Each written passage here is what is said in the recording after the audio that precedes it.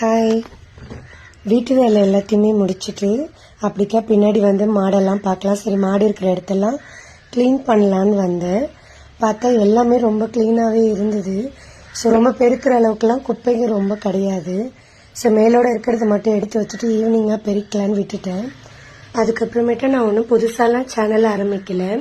இதுக்கு முன்னாடி ஒரு 2-3 சேனல் வந்து ஆரம்பிப்பேன். நான் எப்படி சொல்றேன்னா, டைரக்டா வர கமெண்ட்டை பத்தி தான் சொல்றேன். வீடியோல வர கமெண்ட்லாம் எனக்கு அப்படி ஒன்றும் ஹர்ட்லாம் ஆகாது.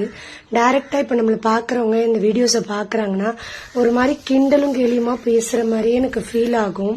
அதனால என்ன பண்ணுவேன்னா, ஆரம்பிச்ச சேனல் நல்லா ரீச் ஆயிட்டே வரும். 1000 சப்ஸ்கிரைபர் அப்படின்னு ரீச் ஆயிட்டே வரும்.